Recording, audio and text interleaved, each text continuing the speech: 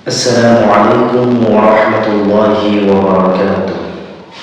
الحمد لله رب العالمين والعاقبة للمتقين والصلاة والسلام على رسوله الكريم وعلى آله وأصحابه أجمعين. أما بعد. মহান রব্বুল ইজ্জা ওয়াল জালাল আকরামের দরবারে আমরা শুকরিয়া আদায় করছি মহান মালিক আল্লাহ সুবহানাহু ওয়া তাআলা আমাদেরকে রমাদানুল কারীম পর্যন্ত পৌঁছার মতন তৌফিক দিয়েছেন। সম্মানিত উপস্থিতি, এই রমাদান হচ্ছে বরকতের একটি মাস, যে মাসে আমরা আল্লাহ সুবহানাহু ওয়া তাআলার নৈকট্য অর্জন করার আমাদের সুবর্ণ সুযোগ রয়েছে। আমরা যাতে আল্লাহ রাব্বুল আলামিনকে রাজি করতে পারি, খুশি করতে পারি। যদি আমরা রবের জন্য কাজ করি, যদি আমরা রবকে খুশি করার জন্য লেগে যাই, যদি আমরা রবকে খুশি করার জন্য জমিনের মধ্যে কাজ সম্পাদন করি, তবেই তো রব আমাদের উপর খুশি হবে।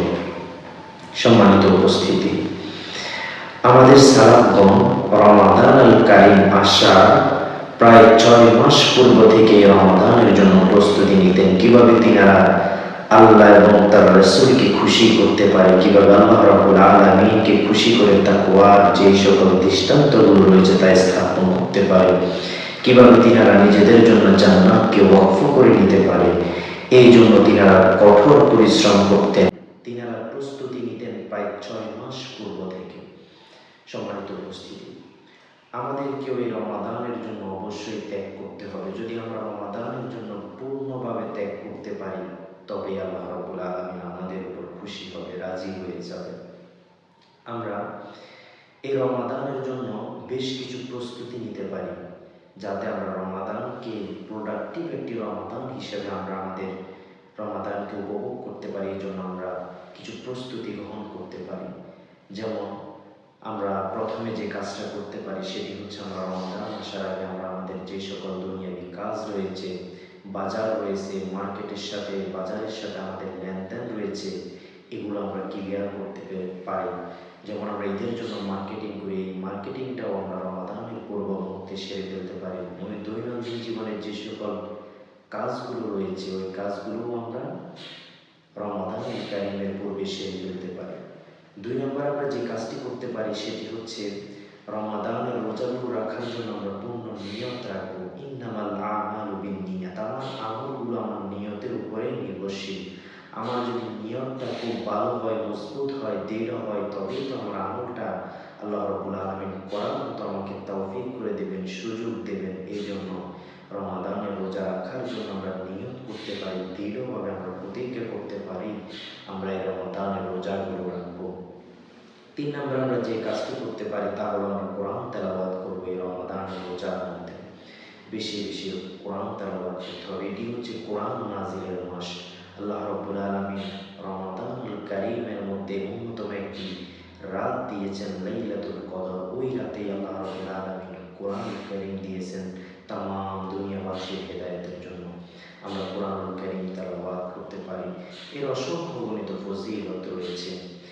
4 নম্বর আমরা যে কাজটি করতে পারি তা হচ্ছে, আমরা ইবাদতকে সর্বোচ্চ গুরুত্ব দিতে পারি। যে কোনো ইবাদত, সেটি 5 ওয়াক্ত নামাজ হতে পারে, রাতের বেলা তাহাজ্জুদ হতে পারে, তাসবিহ হতে পারে।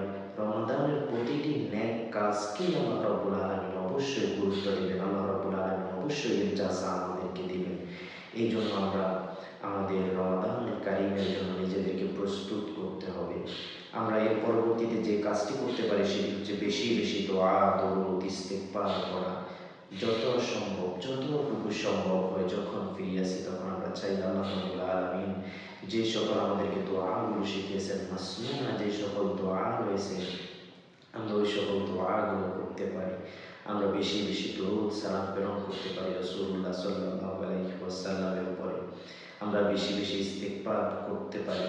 গুনাহ আল্লাহ রাব্বুল আলামিন অবশ্যই ক্ষমা করে দিবে। রবকে ডাকার মতো ডাকতে জানলে রব কখনো ফিরিয়ে দেওয়ার প্রশ্ন আসে না। এই জন্য আল্লাহ রাব্বুল আলামিনকে ডাকার মতো ডাকতে হবে, যেভাবে ডাকলে পরে তিনি খুশি হন, ওইভাবে আল্লাহ রাব্বুল আলামিনকে ডাকতে হবে, চাইতে হবে, বলতে হবে।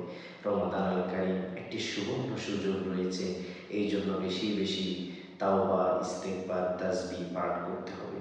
এর পরবর্তীতে আমরা যে কাজটি করতে পারি, কোনো অবস্থায় হারাম স্পর্শ করা যাবে না। কারণ আমাদের শরীরের মধ্যে যদি হারাম থাকে, আমরা যদি সুদ দিয়ে, ঘুষ দিয়ে কোনোভাবে হারামের সংমিশ্রণ করে ফেলি, তাহলে আল্লাহ রাব্বুল আলামিন আমাদের আমলগুলোকে কবুল করবেন না।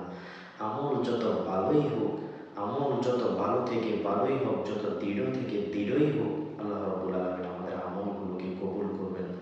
আমি কষ্ট করে রোজা রাখবো, কিন্তু ইফতারির মধ্যে আমার হালাল মিশ্রিত হয়ে গিয়েছে, সেহরির মধ্যে আমার হালাল মিশ্রিত, হারাম মিশ্রিত হয়ে গিয়েছে, আল্লাহ রাব্বুল আলামিন আমার এই সেহরি, ইফতারি, রোজা কিছুই কবুল করবেন না। এই জন্য আমাকে হালালের নিশ্চিত করতে হবে রমাদানুল কারীমের পূর্বে। এর পরবর্তীতে আমরা রমাদানের তারাবিগুলো আদায় করতে পারি সহিভাবে। আমাদের দেশে একটি বিষয় বড় বেশি প্রচলন রয়েছে, রমাদানুল কারীমের তারাবির নামাজ কি ৮ রাকাত নাকি ২০ রাকাত? আমার প্রিয় ভাইরা, আমি যদি ৮ রাকাত নামাজ পড়ি, তাহলে সেই ক্ষেত্রে আমার ১৬টি সিজদা হয়। আর যদি আমি ২০ রাকাত তারাবি পড়ি, তাহলে সেই ক্ষেত্রে আমার ৪০টা সিজদা হয়। আল্লাহ রাসূল সাল্লাল্লাহু আলাইহি ওয়াসাল্লাম ৮-এর ব্যাপারেও নির্দেশ দিয়েছেন, ২০-এর ব্যাপারেও নির্দেশ দিয়েছেন। সাহাবীরা, সালাফরা সবাই ২০ রাকাত নামাজ পড়েছেন। হেরেম শরীফে, মদিনাতুল মুনাওয়ারাতে সব জায়গায় ২০ রাকাত তারাবি হয়ে থাকে। আপনারাও ২০ রাকাত পড়বেন, তবে যতটুকু সম্ভব হয় আপনার এই তারাবিকে প্রায়োরিটি দেওয়ার চেষ্টা করবেন। যতটুকু পড়া যায়, অবশ্যই আল্লাহ রাব্বুল আলামিন আমাকে এই তারাবির প্রতিদান দিবে, এই নিয়ত করেই আমরা তারাবির নামাজগুলো আদায় করতে হবে। এর পরবর্তীতে আমরা অশ্লীলতা পরিহার করতে হবে, কারণ অশ্লীলতা যদি আমাদের আমল এর সাথে মিশ্রিত হয়ে যায়, আমরা যদি দিনের বেলা ঘুমালাম, আমরা দিনের বেলা অশালীন কথা বললাম, অশালীন ছবি দেখলাম, এই সকল কাজগুলো যদি মিশ্রিত হয়ে যায়, তাহলে আল্লাহ রাব্বুল আলামিন আমাদেরকে রমাদান রোজাগুলো কবুল করবেন না। আমাদেরকে রমাদানের যে বরকত রয়েছে, সেই বরকত অর্জন করার মতো রব্বুল আলামিন আমাদেরকে সুযোগ দেবেন না। গালিগালাজ, মন্দ কথা থেকে অবশ্যই আমাদেরকে বিরত থাকতে হবে। আমার প্রিয় ভাই, সর্বশেষ যে কথা, সেটি হচ্ছে তাহাজ্জুদ পড়তে হবে। এই রমাদানে তাহাজ্জুদ পড়ার সুবর্ণ একটি সুযোগ রয়েছে। আমরা তো সেহরি খাওয়ার জন্য অবশ্যই উঠি। তো সেহরি খাওয়ার জন্য যে সময় উঠি, আমি একটু আগে যদি উঠে যাই ঘুম থেকে, তাহলে আমি তাহাজ্জুদ পড়তে পারবো। আমার প্রিয় ভাইরা, তাহাজ্জুদ এমন একটি নামাজ, রাসূল সাল্লাল্লাহু আলাইহি সাল্লাম বললেন, যদি আমার উম্মতের কষ্ট না হতো, তাহলে আমি এই নামাজটাকে ফরজ করে দিতাম।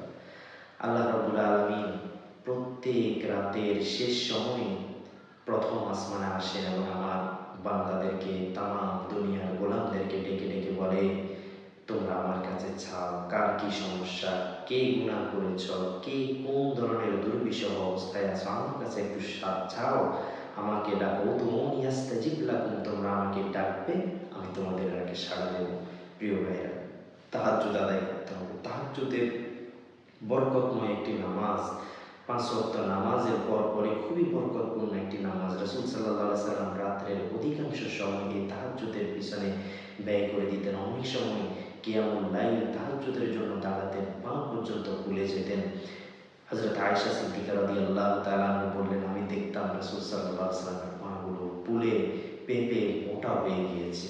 আমার প্রিয় ভাইরা, আমরা তাহাজ্জুদের জন্য সময় বের করে নেব। তাহাজ্জুদের সময় যদি আমরা বের করে নিতে পারি, তবে অবশ্যই আমরা এর একটি বরকত অর্জন করার মতো আমাদের জন্য সুযোগ থাকবে। আল্লাহ রাব্বুল আলামিন আমাদেরকে একটি প্রোডাক্টিভ রমাদান, সুন্দর রমাদান আদায় করার মতো, পালন করার মতো তৌফিক দান করুক। আমি আপনাদের জন্য কল্যাণ কামনা করছি। মহান রব্বুল ইজ্জা ওয়াল জালাল